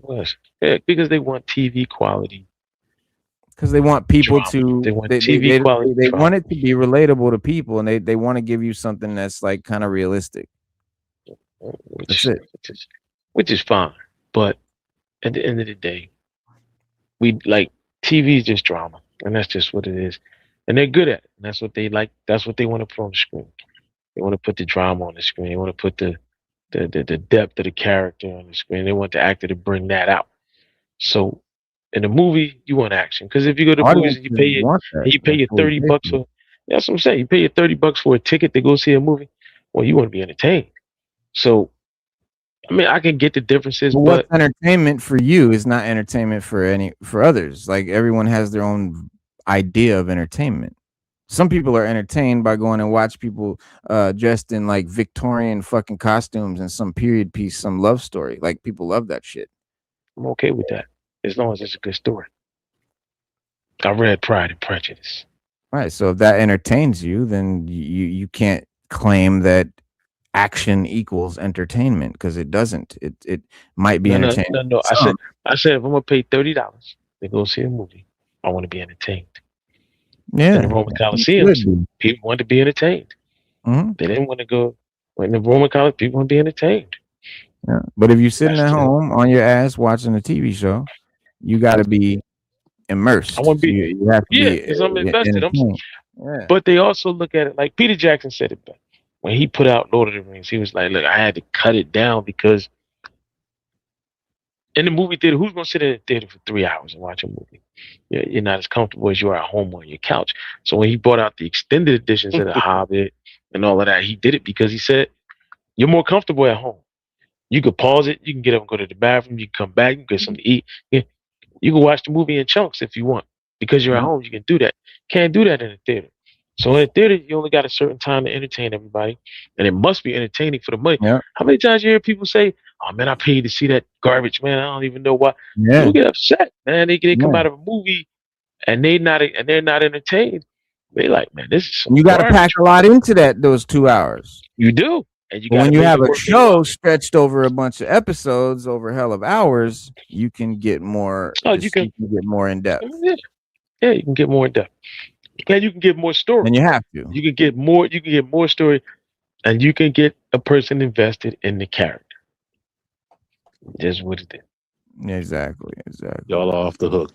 EGC, what up, And man? Easy was With our Dog, six element what's up with making collective was popping. chilling? what's going What's up? on, What's man? up with What's up? making? What's up with making a Black Punisher? A Black Punisher? Mm. Yeah. I don't think we need a Black Punisher. We already have a Muhammad X. Look up Muhammad X. Y'all know about Muhammad X? Yeah. What about characters that are? I don't mean the Punisher and he's black. I mean a black character that's like the Punisher. Muhammad X. Bring Muhammad X back. And that's my point. That's why I said on my comment, because I want to show, I'm tired of this phone not working. No one can hear me. I can't hear y'all. So I tried it again though. This conversation was too dope. So, okay. So, Mr. Al-Kabulan, I see you on the indie comics. So my comment was, I think the only thing we should do, I think we should take over these characters and create our own stories. It's real talk. Real hip hop shit. That's what I mean. Yeah, that's what I'm saying. This hijack. This Stash Punisher. Look, Stan Lee and Jack Kirby done passed on. Rest in peace. Yeah, let's just create our own. Let's just create our own characters. Oh, I'm sorry, not our own characters. Yeah, that too, but our own stories from our own perspective. Because Hollywood is never going to get it right. Nope. Netflix tries; they're never going to get it right. Nope. Although I do like the Netflix Punisher, I see Stu's point though, because he needs to stand the test of time because he needs to go against some real villains. Yeah, he definitely needs some good villains. Saw was his main villain, right. And they Batman, gave us Saw right away. He be facing those villains, man. And well, you got to talk to Marvel about that. I don't know. After stick up kids. But who are his villains in the comics? That's the only one we can pick from. Like we can't just start throwing Brainiac at him. I do. Well, no. Well, say I do like how he went at. And I don't want to hold y'all because I know y'all about to sign off. I do like that fight between him and Kingpin. I don't really look at Kingpin as a villain, though. That's just me. That's always. A lot of people say that about Kingpin, but they don't really divulge into Kingpin's persona, what he is. In this TV series, they make him look like Joker to me a little bit. You know, you think so? The King, yeah, the Kingpin in the comic. First of all, Kingpin. First of all, let's talk about Kingpin. We can talk about King. Kingpin is actually very, very strong. He has like Yes. superhuman strength, He's something made of like that. pure muscle. Yes, yes, and If you he's a remember the very comic books. yes, and he also is a very good. How can I put it? Criminal. He's a master criminal mastermind. Like Mm-hmm. Kingpin puts together these elaborate plots that might take years to unfold, days, weeks, moments. But when they unfold, and he's usually a step ahead of the heroes that come after him, or Yes. they just can't touch him. They like damn, and he lets them know, like yeah, you tried, but you just can't touch me. And he usually has the public food. That's the thing with him being mayor that made it being so cool. He had everybody fooled into thinking that Kingpin changed. He's not who he is anymore. You know what I mean? And he has all these aliases that he uses in order to get things done. And the criminals are genuinely, even the they're genuinely afraid of him, bro. Like, you know, he's also a skilled martial artist. And that cane, we haven't seen the cane at all in the TV series. The Mm-hmm. cane has sleeping gas, lasers, all kind of. Like we talking about Kingpin here, bro. Like, and he's just a big muscular guy, bro. Like, and I there's a think he lot needs his about it. own series, personally. That would be dope. And they've done that with criminals before. We just did it with Penguin. How can we do it with Kingpin? That's what I'm saying. We need a Kingpin series, man. Come on. Right. But not Marvel, a get your rise stuff to together, power. man. Right, but not a Kingpin rise to power, a Kingpin in power. Like they could do one where he became mayor, like how he took the steps to become mayor and fool everybody into voting for him and making him mayor. And now and now he has the power of the city to do whatever he wants and get his criminal activities off. That's dope. Yeah, that's bro. what the Daredevil show is about. Yeah, that's Mhm. what Daredevil show is about. Yeah, which is dope. But I'm just saying, like, Daredevil's dope. But if we can have a show or a movie with Kingpin's perspective, that'll be crazy. But I don't think Hollywood is ready for that. not in that. You know what I mean? They're not. That's like, I thought there should have been a Killmonger series. But they're not going to do that. I would argue that the Daredevil Born Again series is largely a Kingpin series. He's It's in dope, it but it's as much called or more Daredevil. than it's the title Schmeidel. He's in it. It's more. I think he's more about Kingpin than Daredevil. He's definitely been in it. I do. a I lot. believe Yeah, it's but more the about- psychology of comic books is that if it's named after a certain person, people are going to focus on that person, not the villain of that person or the side character of that person, unless you're really, really into literature like that. So if you For comics, yeah. I agree with you, because a lot of his life story was in Daredevil, but if you call it a Kingpin show, just like if they do have Kingpin comics, if you call it a Kingpin show, it's going to be focused more on him. I mean, that's what I'm saying. I think the show is focused as much on him, if not as it is on Arrow. more, It is.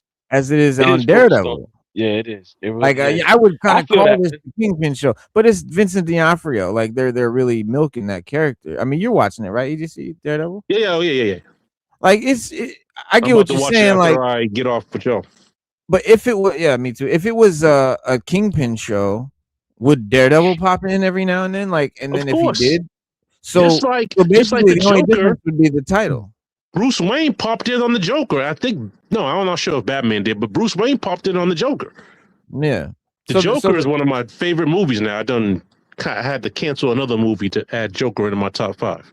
Are you talking about the the Todd Phillips, not the sequel. I heard someone told me to avoid the sequel, and I did. Okay, yeah. But the first Joker movie was dope, but they included him. It's just from the Joker's perspective. It's not even the Joker from the comics though. It's like a weird, like Hollywood didn't even like. As a Joker fan, not a fan. Like it was not the Joker. Like, here's what I understand though. It was the guy's version of a character that he called the Joker, and then had right. Like it was like, how is this the Joker? Like, but you got to remember, When has the Joker ever gave a consistent story? And the point of the Joker movie is it's another story. No one knows if it's true or not. No one knows if he made it up because he had several versions of his origins and he never told the truth, or we don't know if it is the truth. This is your quintessential Joker story. This is remember when story right here. Remember when Batman sat in the Morbius chair? I think I got that in the book somewhere. Yeah, right. And that book right there came out of when Batman sat in the Morbius chair. He asked the Morbius chair, which knows everything, why can't he stop? What is it with the Joker? And he said, there are 3. And he just left it at that there are 3 Jokers. So it lets you know that there's more than one Joker. We just don't see them all at the same time. So if you read the book though, at the end you find out that there is really just the one Joker. He made these guys into versions of himself to fuck with Batman, because at the end he wanted to have Joe Chill, the guy that killed Batman, be forgiven. So it was this big elaborate plot. Okay, at the end, the whole thing, him making up the other Jokers, this big elaborate plot, so that in the end, and the way it ends up is that Batman forgives Joe Chill, which is the guy that killed his parents in the alley, right? Made him Batman and all that. So the guy's like this feeble old man now. Joker takes him out of Arkham, and tries to, act like he wants this guy to become the new Joker and shit. Like the whole thing about the 3 Jokers was he was trying to kind of extend his legacy, like have someone carry on the name and shit like that. And he had the original one was the criminal, the old guy that he was like basing it on the old stories and shit, but he was just this guy that he made into the Joker. And then he had the clown and shit. And so but long story short, he gets Batman to forgive Joe Chill. And the reason that why would Joker want Batman to forgive the guy that killed his parents is to heal that pain. Because Joker said he wants to be Batman's pain. He wants to be Batman's main focus. He wants to be the only thing that hurts and fucks with Batman. So while he knew the guy that killed his parents, he could never compare to that. So he goes through this elaborate plot to make Batman like literally forgive him and like just literally like forget all about that and make that not even a source of pain anymore, just so he can be Batman's source of pain. Yeah. Very good story. Jeff Johns killed it. And it has a lot about Red Hood too, because remember Joker killed Robin, Jason Todd, and then he later comes back to life as the Red Hood. And so there's a lot of the Red Hood in here too, I'm saying, mad at Batman and all that, but it's he's definitely mad at Batman. My favorite sort of like version of Joker. That look. Been a lot of looks of Joker, and I don't think any of them really hit except that one: long jaw, long chin, big grin, green hair, purple suit. Like it got to be that. But I've been a huge Joker fan ever since fucking 1989. Yeah, Joker's that dude, man. Ever since Nicholson, yeah. Joker's that dude. But yeah, I mean, I just think like if we create stories for these characters today, there'll be better movies tomorrow. Just to be poetic with it. Because they're never going to get it right. I mean, I love the conversation. The conversations are dope. But if we want it the way we want it, got to make it. There you go. You want something done right? There you go. Because I never noticed that Punisher. I ain't gonna lie. I forgot that the original Punisher was a Vietnam vet and not an Iraqi vet. Yep. Yeah, he's a Vietnam vet. Right. But you see how if I'm forgetting it, the average fan is probably forgetting it. Oh, the average fan probably don't even know. They forgot about the Vietnam War. So like, what do you mean? We had a war in Vietnam? But Jon, I mean, as it pertains to the other Punishers, and I only see one of them. The other ones I never even got a chance to see. But this one, got my attention. Yeah. Especially when he bashed that pedal to death. Yeah, yeah. I was like, they did do a lot of, like, they did Punisher went to jail, so they did that storyline a little bit. You can say they classic dug into fight that. scene. Kingpin's wife, she's in the comics. She dies. She just died in the show. So it's they do it, but they do it in their own way. And they kind of touch on it, but they don't get it quite right. So, like for me watching Daredevil, I do think I'm kind of like, I think they kind of shine a lot of spotlight on Kingpin. I don't like the way they reveal his identity, reveal Daredevil's identity to Kingpin, because he's got something to hold over his head, so it doesn't make him really Daredevil anymore. If Kingpin knows who he is, you can have him arrested anytime he wants. He's mayor. Go arrest him. He's Kingpin. That doesn't make for good writing. That's if you can catch him. That's just controversial. So that means one of them is going to die, or someone's going to lose their memory. Right. Or it's going to be one. It's going to be a secret that only them two know. Right.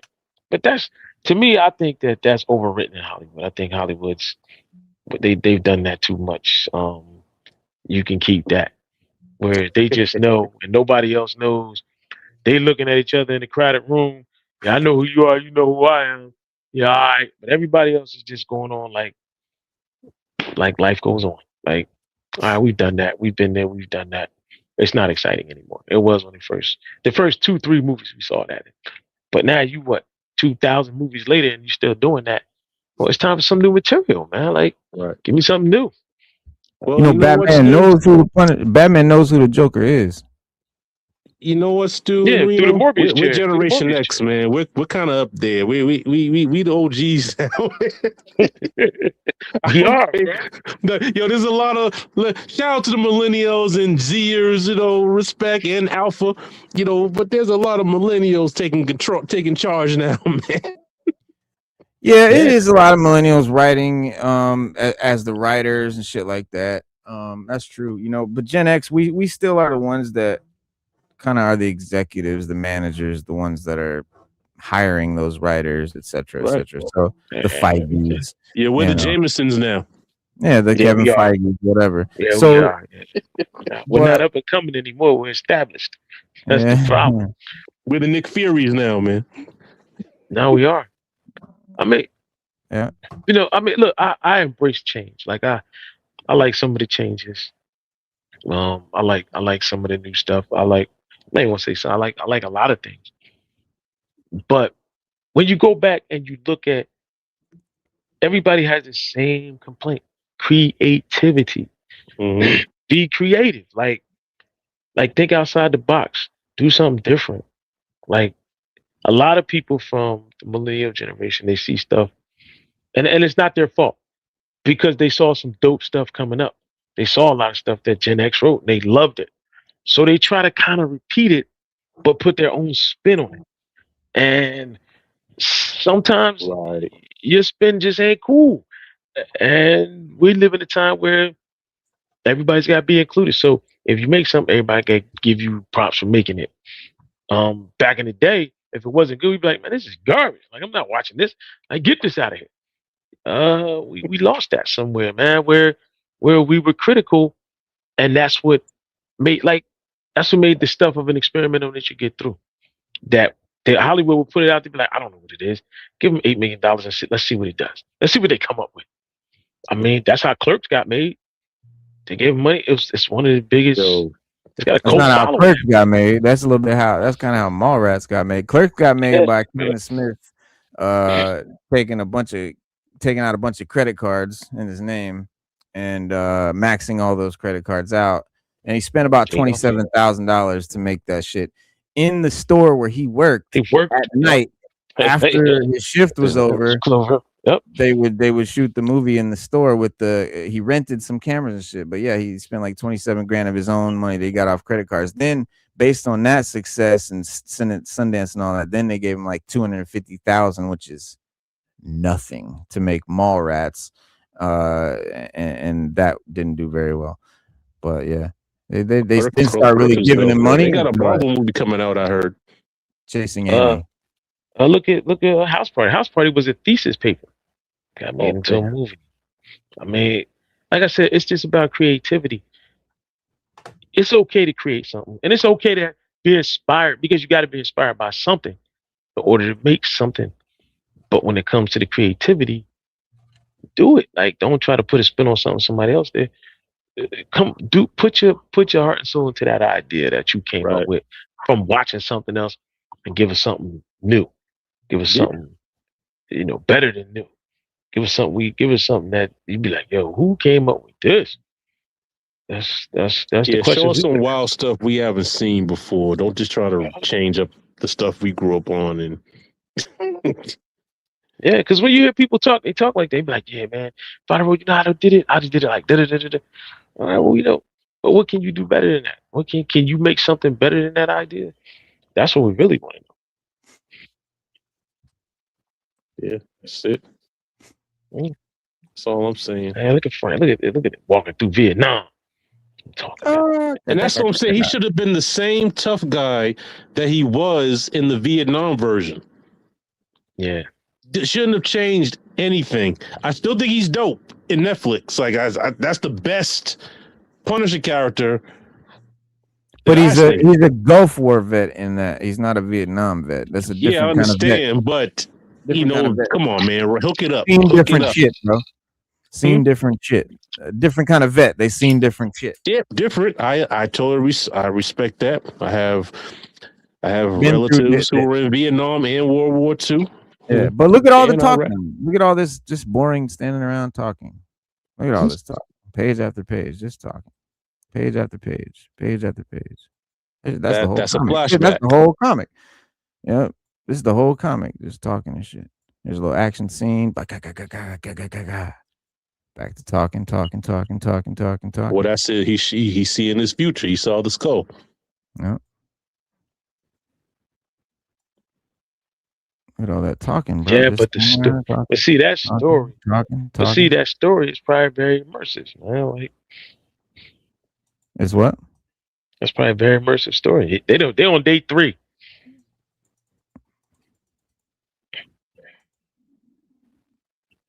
Let's jump forward. Get the kids. Oh. Wow. You murk somebody out already. Yeah, just like in the show. Make the door open. Just like in the show, bro. That's the Netflix. This is the Netflix show. Look, chilling, shit going on. Story. One gunshot. Bow. Kill the guy. More story. Shagaga. Big action scene. Killing people. More story. End of story. Lots of story. Lots of story. It's a wrap. Look at all. Just story. Story.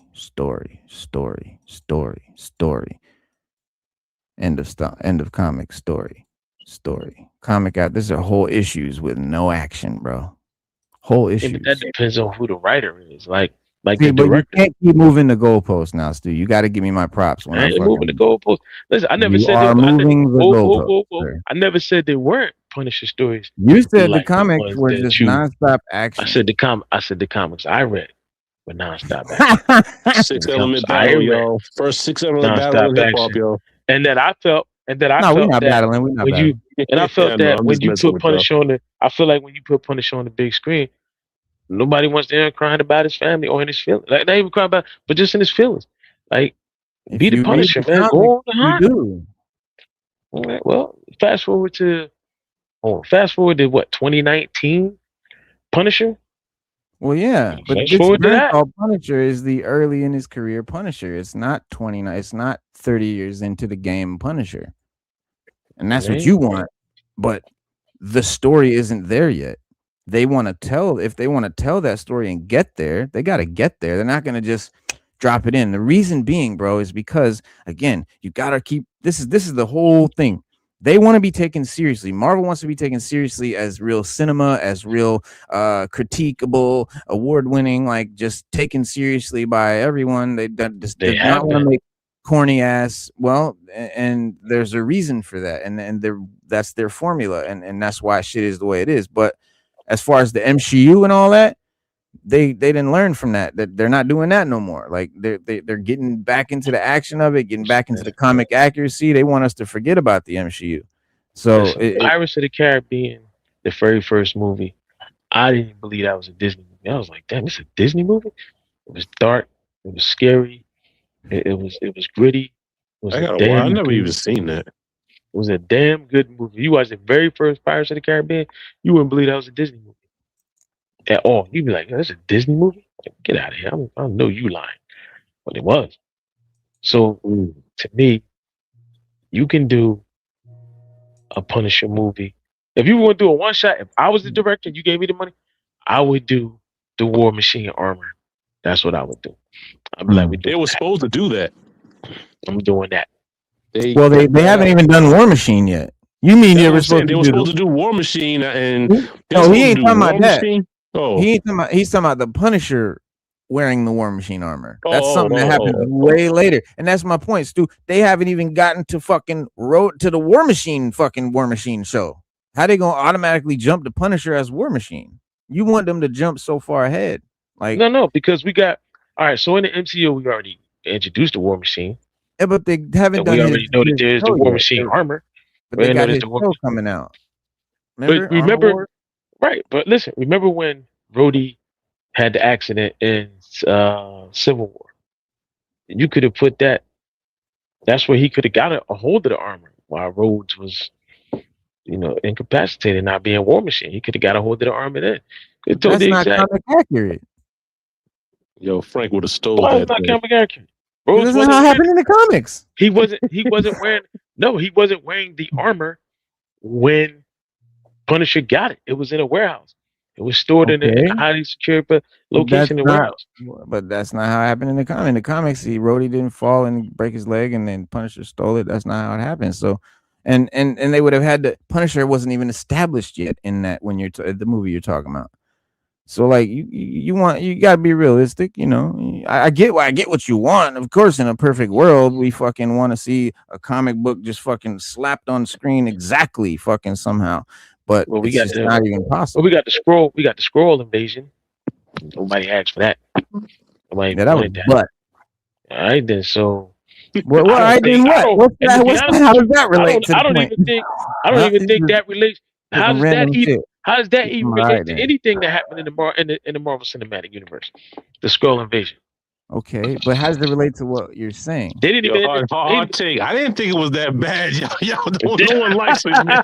Because they didn't even introduce. It wasn't that bad. It wasn't that bad. It wasn't that bad. We didn't even get the Fantastic Four until they did this movie right here. Like we didn't even get Fantastic Four. You don't have Skrulls without Fantastic Four. That makes no sense to me either. Yeah, and they finally kind of helped Fantastic Four.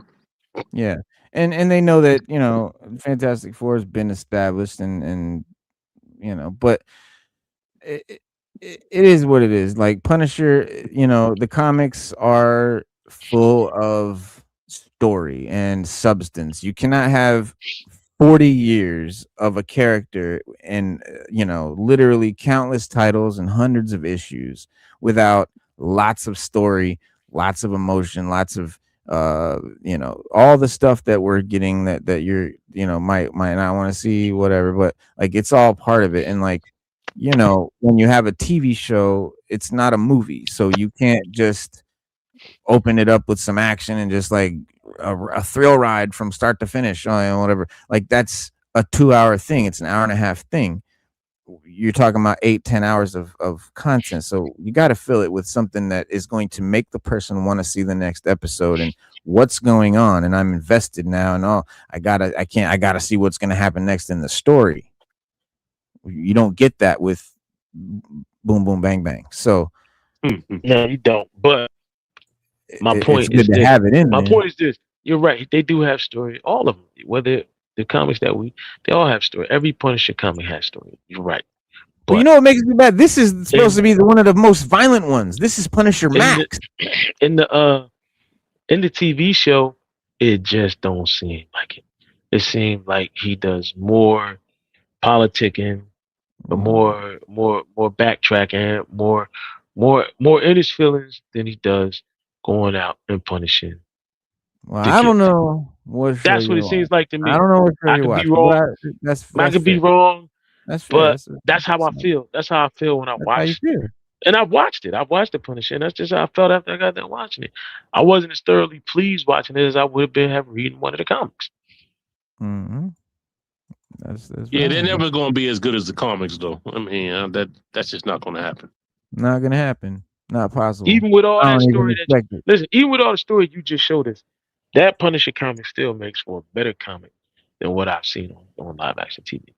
So you mean the comic makes for a better comic than the TV show? I would have to agree with you. That's what I've been saying the whole time. It's just when you Well, read I his think that comics, goes without saying. Comic when, is a better comic than the TV show. It's a comic, so of course it's a better comic. Like it's a comic. It's a better comic because it's a fucking comic. How can a TV show be a better comic than the comic?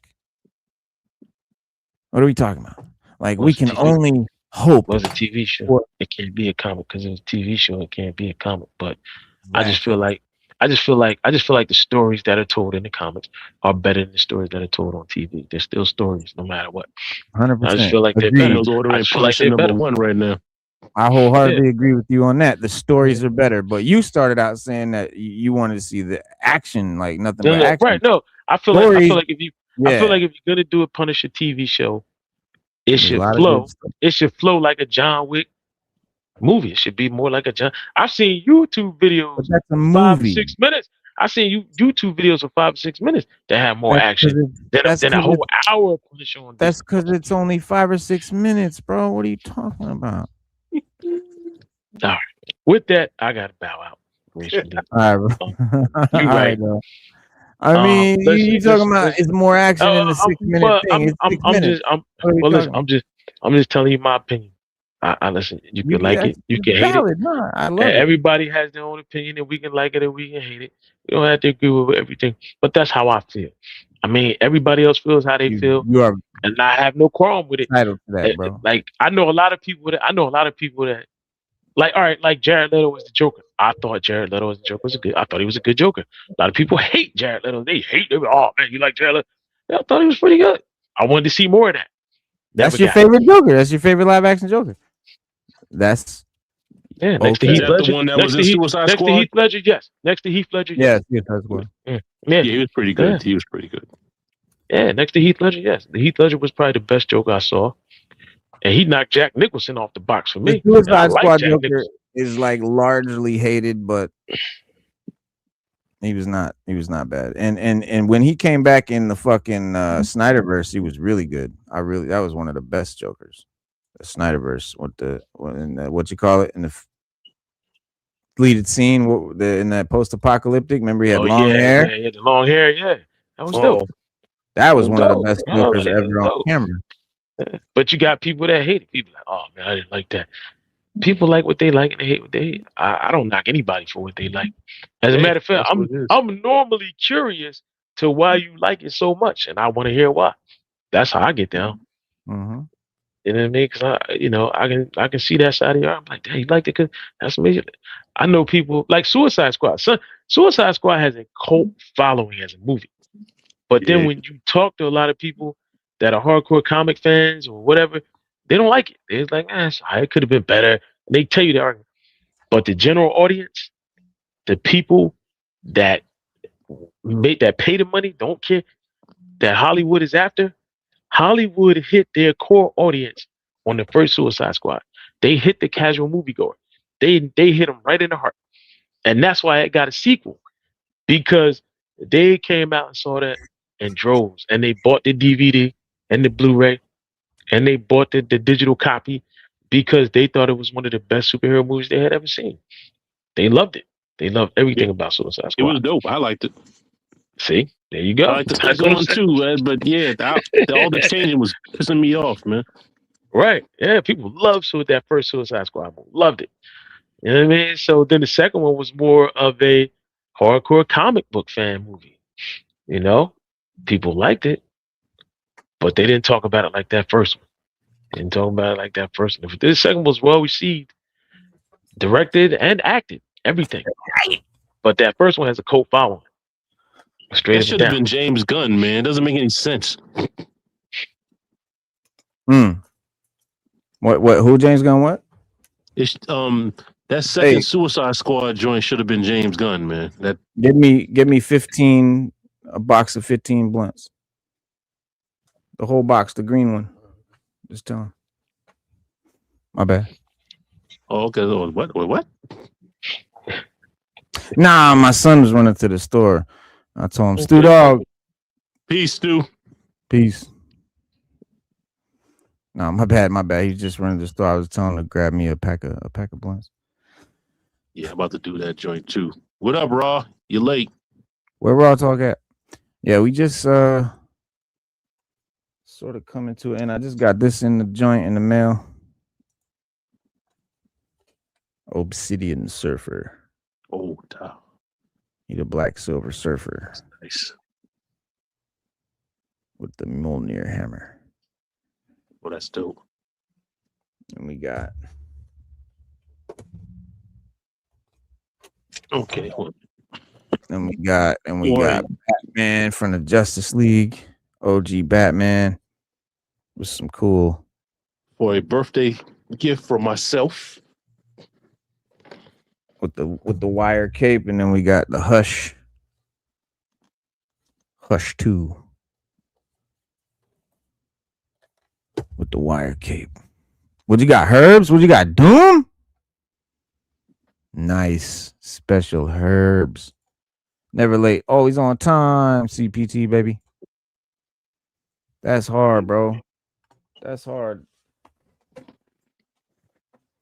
The Doom figure is dope. I really would love to get into them hip hop figures. I wish they would just fucking make the figures. Yeah, to make them bigger. Some they do. Make them good. One RZA one they do. I don't know about anyone else, but I just grabbed it for Bobby once again the nostalgia. Yeah, the Bobby Digital one was cool, but thank you, the other ones I just. Whose birthday? Oh, happy! It's really your birthday? Monday. Oh, what? Yeah. It was already? Yeah. I told you it was going to be Monday. I wasn't sure if I was going to make it today or Saturday because Saturday was the little gathering we were going to do.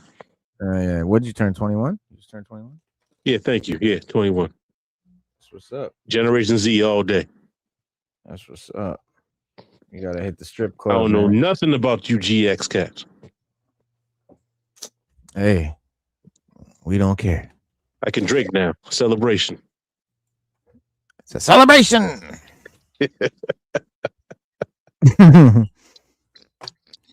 Well, yeah, guys, we are about to the end of the joint. It's been 2 hours and 15 minutes. We went over a little bit, but Raw Talk is not coming in, but we are going to